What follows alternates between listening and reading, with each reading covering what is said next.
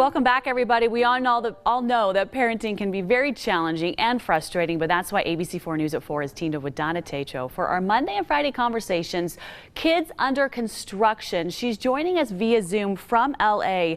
And Donna, I'm really excited about today's topic. As we all know, coming off the heels of World Mental Health Day, we want to focus on kids' mental health. And just recently, you wrote an article in Thrive Global called "The Way We Think About Kids' Mental Health is Dead Wrong." Give us an idea about what you wrote about in the article. Yeah, I really wanted to focus on kids' mental health, specifically 12 and under. And we know that the teenage years, there's depression, anxiety, self-harm, and suicide, and that has increased over the past 2 decades. From 2004 to 2019, that rate has nearly doubled.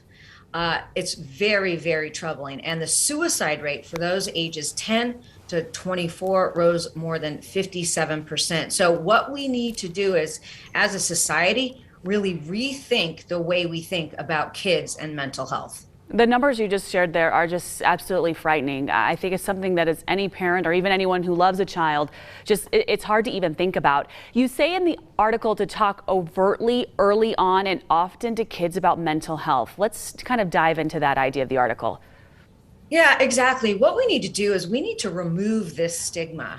Mental health and taking care of ourselves is something that's good and should be talked about and communicated about to our kids. We need to overtly talk about mental health the way we talk about physical health to our very young kids, right? We talk about nutrition and fitness and taking care of our physical well-being, but we're not talking about taking care of our mental health and well-being. And when we can do that and start normalizing this, we can help our children deal with mental health. I love the idea of normalizing it. If it's just a normal thing we all go about, things will be so much different. Talk about the idea of being proactive instead of reactive. Yeah, so despite these alarming statistics that I talked about, it still takes an average of 8 to 10 years to get a kid who has been diagnosed to get those professional services that they need.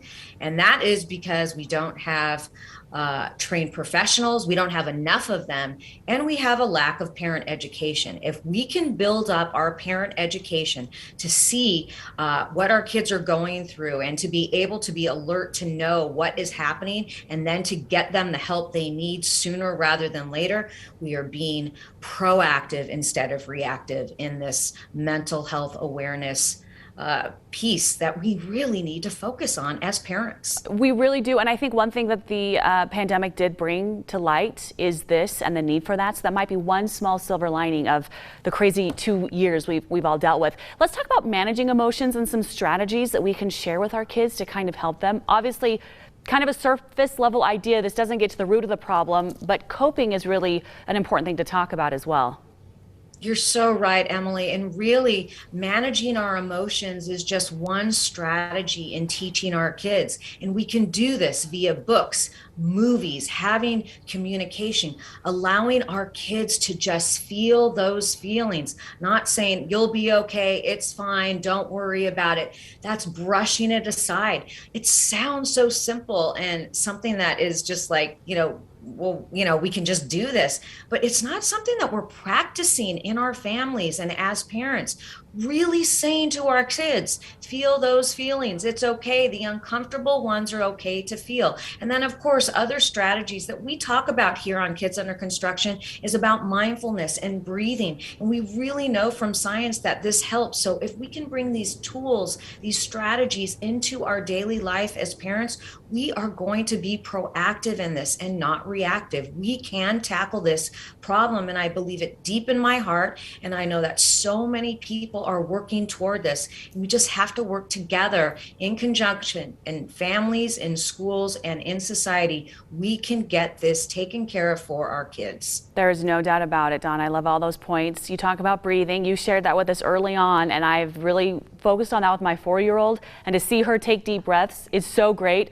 But but it's also hysterical. So I love it. I've been taking that to heart in our home as well. So Donna Tetreault, we appreciate you as always. Every Monday and Friday, you can see her right here on the news at 4. But if you want to check out Donna Tetreault's podcast, Kids Under Construction, it's available anytime online at abc4.com. You can also send a question, Kids Under Construction at abc4.com right there. All the information is waiting for you, and you can take these deep dives into parenting and how all of us can really benefit and be better parents to these amazing kids. Donna, as always, thank you so much. We'll see you soon.